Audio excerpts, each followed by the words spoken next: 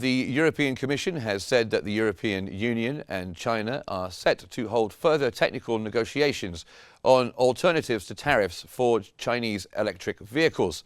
The EU plans to impose tariffs of up to 35.3% next week, following its anti-subsidy investigation, but is open to continued talks afterwards.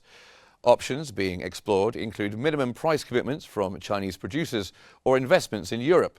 This was discussed in a video call between the EU trade chief Valdis Dombrovskis and the Chinese Minister of Commerce Wang Wentao.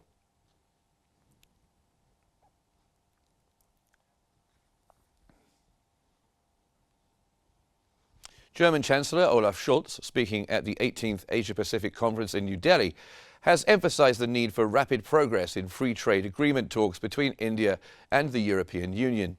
He noted that if both sides collaborate effectively, a deal could be reached in months rather than years. India and the EU agreed in 2022 to revive negotiations, initially aiming to finalize the agreement by the end of 2023. But significant progress has been stalled, partly due to India's concerns over irrational EU standards. We want a free trade agreement between the EU and India. My government is pushing for swift. Data from the National Statistics Institute showed Spain's unemployment rate fell to 11.21% in the third quarter of 2024, from 11.27% 3 months earlier. The services sector accounted for the vast bulk of the 138,300 jobs created during the period.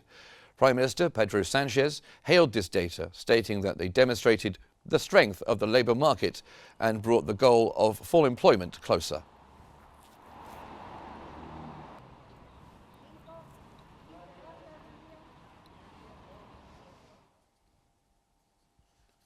Also, the National Statistics Institute has said that Spanish industrial prices decreased by 5.2% in the 12 months ending in September, a significant drop from a revised decline of 1.4% for the year ending in August.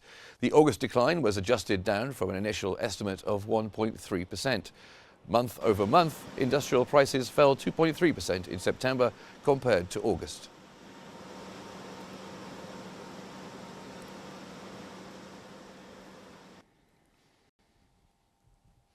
UK Finance Minister Rachel Reeves has announced that she will adjust the definition of public debt in her upcoming budget on October 30th. This change is expected to allow for tens of billions of pounds in additional borrowing, aimed at reversing cuts to public investment implemented by the previous Conservative government. Reeves emphasised the importance of prioritising long-term investment while ensuring that debt decreases during the current Parliament.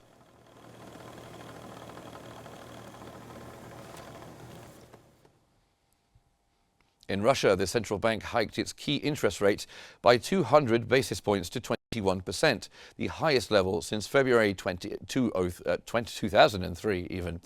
The central bank's recent report indicated that seasonally adjusted inflation rose to 9.8% in September, up from 7.5% in August. The regulator noted that, looking ahead, the risks associated with inflation are primarily leaning toward inflationary influences. Additionally, inflation expectations have reached their highest level of the year.